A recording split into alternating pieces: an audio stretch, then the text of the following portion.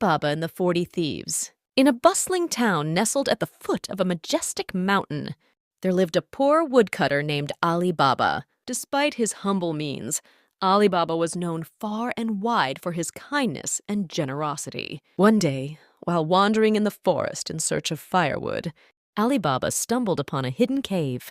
Curiosity getting the better of him, he cautiously entered and found himself surrounded by glittering treasures beyond imagination. To his amazement, he realized the cave was the secret den of a band of 40 thieves. Terrified, Ali Baba hurriedly gathered what he could and fled, but not before overhearing the thieves' leader, the ruthless Abu Hassan, command, "Open, sesame!" and watched in astonishment as the cave entrance magically opened. Determined to secure his family's future, Ali Baba returned to the cave and, remembering the thieves' secret words, gained entry once more. Laden with as much treasure as he could carry, he made his way home and shared the secret with his wife, Fatima. Fatima, wise and resourceful, devised a plan to make the stolen riches look like their own earnings. She borrowed a measure from the local merchant and placed a piece of gold inside it. Then she asked Ali Baba to take it to a goldsmith and claim it was a sample of their new stock. The greedy goldsmith, suspecting something was amiss, marked Ali Baba's door with a white chalk as a signal to the thieves. When the thieves discovered the ruse, they vowed revenge. Abu Hassan disguised himself as a merchant and, armed with a dozen oil jars, made his way to Ali Baba's house, intending to kill him. However, Ali Baba's clever servant, Morgiana, suspected foul play. She marked all the houses in the neighborhood with similar chalk marks and filled the jars with boiling oil. As night fell, the thieves arrived, but Morgiana's quick thinking saved the day over the thieves, scalding them to death. When Abu Hassan learned of his comrades' fate, he swore to avenge them. Disguised as an oil merchant, he visited Ali Baba's house once more. However, Morgiana recognized him and killed him before he could harm Ali Baba or his family. In the end, Ali Baba became a wealthy and respected man, thanks to his bravery and the cunning of his wife and servant. And the tale of Ali Baba and the 40 Thieves became a legend, passed down through generations, inspiring others to be courageous and clever in the face of adversity.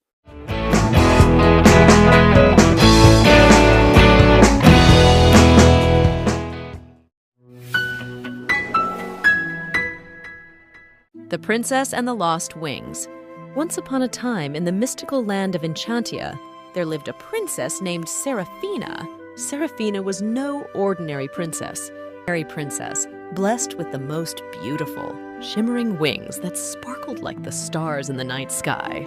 These wings were not just for show, they were magical, granting her the ability to fly high above the kingdom and spread joy wherever she went. One day, while exploring the enchanted forest near the palace, Seraphina heard a faint cry for help. Following the sound, she discovered a group of tiny forest fairies, each with wings as delicate as a butterfly's. They were weeping, their wings wilting and losing their glow. "What has happened to your wings?" Seraphina asked, concerned. "We don't know," one of the fairies sobbed. "They just started losing their magic, and now we can't fly anymore."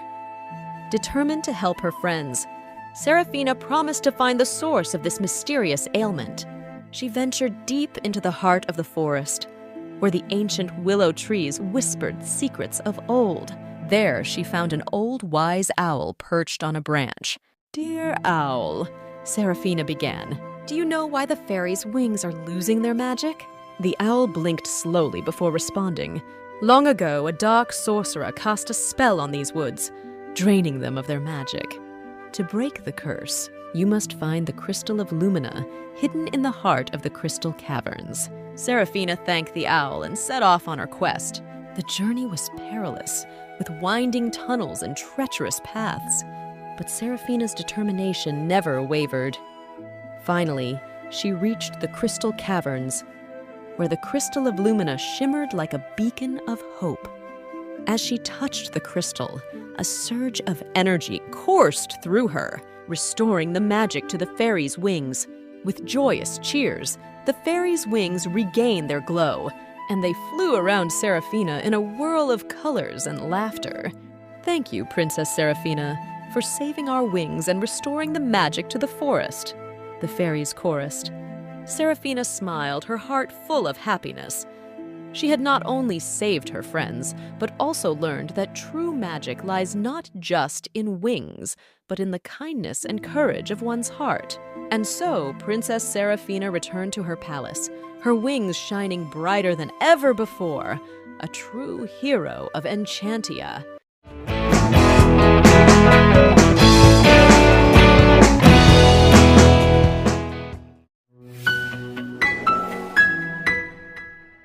Tinkerbell's Pirate Adventure, Outwitting Captain Hook. Once upon a time, in the magical world of Neverland, Tinkerbell, the tiny and mischievous fairy, found herself in an unexpected adventure with the notorious pirates of the Jolly Roger. It all began when Captain Hook, the fearsome leader of the pirates, captured Peter Pan and his lost boys. Determined to rescue her friends, Tinkerbell set out on a daring mission to outsmart the pirates and free Peter Pan. Using her quick wit and magical abilities, Tinkerbell flew to the pirate ship under the cover of night. She sprinkled a pinch of her fairy dust on the pirates' sleeping quarters, causing them to dream of treasure and riches, distracting them from their guard duties. With the pirates in a deep sleep, Tinkerbell quietly made her way to the brig where Peter Pan and the lost boys were held captive. She whispered a spell, unlocking the doors and setting them free. Just as they were about to escape, Captain Hook woke up. Realizing the trick Tinkerbell had played on them, he ordered his crew to capture her.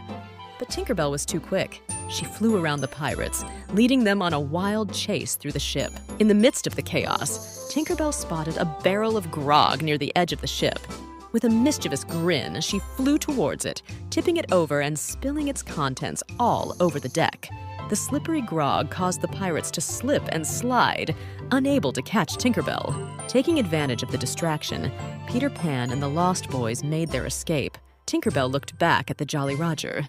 As they flew back to safety, knowing that she had outwitted the pirates once again. From that day on, the pirates of Neverland knew better than to underestimate the power of Tinkerbell, the tiny fairy with a heart as brave as any pirate's. And though they may never be friends, they would always respect her for her cunning and daring spirit.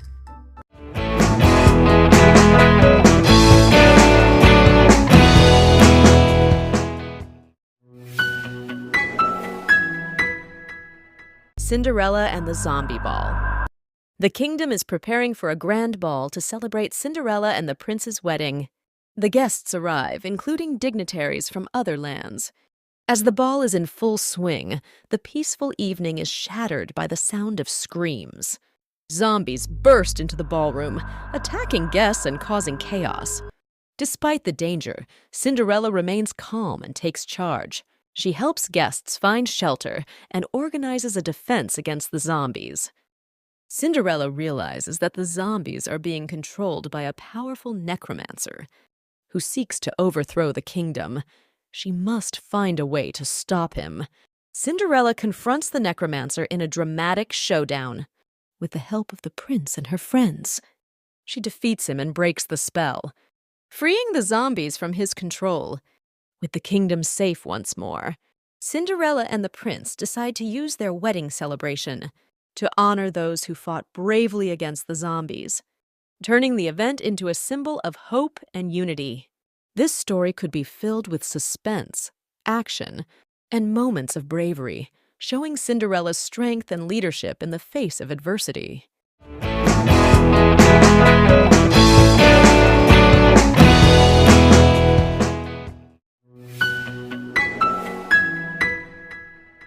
The Glittery Sneezes and Bubbly Princess, a tale of Sparkleshire. Once upon a time, in the whimsical land of Sparkleshire, there was a princess named Penelope who had a peculiar problem. She couldn't stop sneezing glitter. Every time Princess Penelope sneezed, the entire castle would sparkle as if it were covered in 1,000 tiny diamonds. This made her sneezes quite the spectacle, and the royal courtiers would often gather around just to see the glittery show. However, the real trouble began when the neighboring kingdom, ruled by the grumpy King Grumblebum, decided to host a grand ball. Princess Penelope was invited, but she was worried that her glittery sneezes would ruin the elegant affair.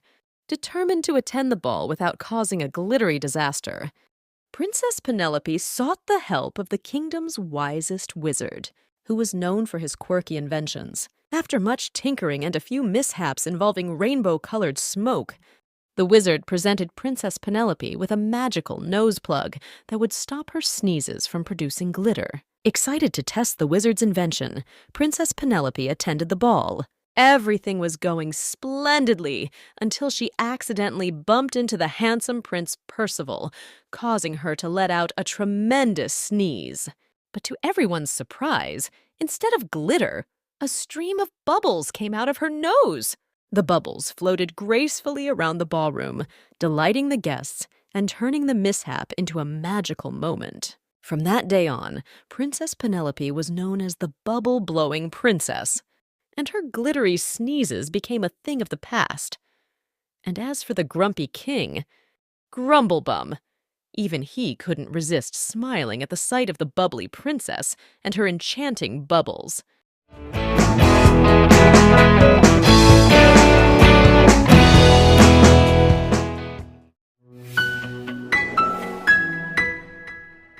The Enchanted Red Shoes, Maya's Journey of Kindness. In a small, impoverished village nestled between towering mountains, there lived a young girl named Maya.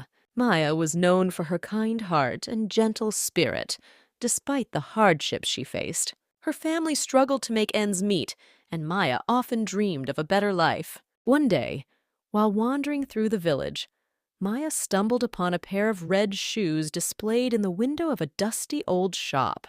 They were the most beautiful shoes she had ever seen, with sparkling gems and intricate designs. Maya knew she could never afford such luxury, but she couldn't help but long for them. That night, as Maya lay in bed, a soft glow filled her room. To her astonishment, the red shoes appeared at the foot of her bed, shimmering in the moonlight. A voice whispered, "Wear these shoes, and your wildest dreams will come true."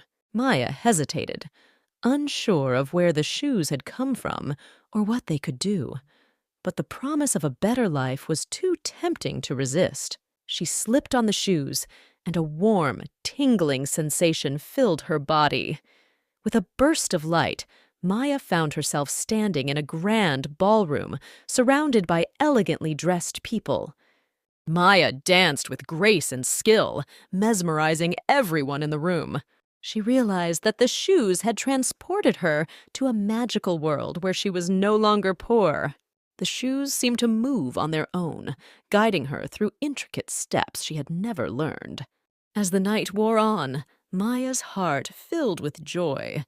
For the first time, she felt like a princess, free from the worries of her everyday life. But as the clock struck midnight, the magic began to fade, and Maya found herself back in her humble room, the red shoes still on her feet. Determined to uncover the mystery of the shoes, Maya set out to find the shoemaker who had created them. She discovered that the shoemaker was a kind old man who had once been a powerful wizard. He had created the shoes to bring joy to those in need, but had lost his magic along the way. Moved by Maya's story, the old wizard revealed that the shoes were powered by the wearer's kindness and compassion. As long as Maya used them to help others, the shoes would continue to grant her wishes. Maya returned to her village with a newfound purpose. She used the shoes to bring food to the hungry, comfort to the sick, and joy to the lonely. The villagers marveled at her generosity and kindness, and Maya's fame spread far and wide. In the end, Maya learned that true magic lies not in fancy shoes or grand ballrooms, but in the goodness of the heart. And as long as she remained true to herself, the red shoes would always guide her on the right path.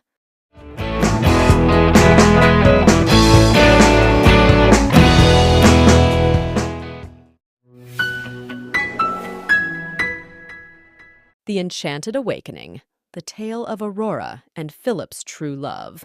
Once upon a time, in a kingdom far away, there was a beautiful princess named Aurora.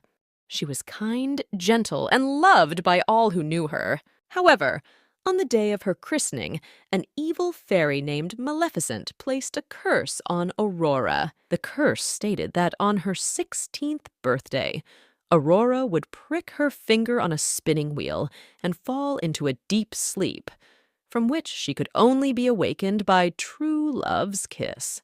The king and queen were devastated by this curse and did everything in their power to protect Aurora. They banned all spinning wheels in the kingdom and raised Aurora in a secluded cottage in the forest, where she was known as Briar Rose. Aurora grew up thinking she was just a simple peasant girl and had no idea of her true identity. On the day of her 16th birthday, Aurora wandered into the forest, where she met a handsome young man named Philip. They instantly fell in love, not knowing that Philip was actually the prince of a nearby kingdom. As they spent the day together, Aurora felt a strange pull towards a mysterious castle in the forest. Without knowing why, she was drawn to a room at the top of the castle tower where a spinning wheel sat waiting. As Aurora reached out to touch the spinning wheel, Maleficent appeared before her, taunting her with the truth of her identity and the curse that had been placed upon her. Aurora was overcome with fear and accidentally pricked her finger on the spindle, fulfilling the curse and falling into a deep sleep. Heartbroken, Philip raced to the castle, determined to save Aurora. He fought his way through Maleficent's dark magic and made his way to Aurora's side. With a gentle kiss, Philip awakened Aurora from her slumber, breaking the curse once and for all. Aurora opened her eyes to see Philip, her true love, smiling down at her. They embraced, knowing that their love had conquered all obstacles. The kingdom rejoiced at Aurora's awakening, and the king and queen welcomed Philip with open arms, grateful for his bravery and love for their daughter. And so, Aurora and Philip were married, and they ruled the kingdom with wisdom and compassion. Living happily ever after, the tale of Sleeping Beauty became a legend, a story of true love's power to overcome even the darkest of curses.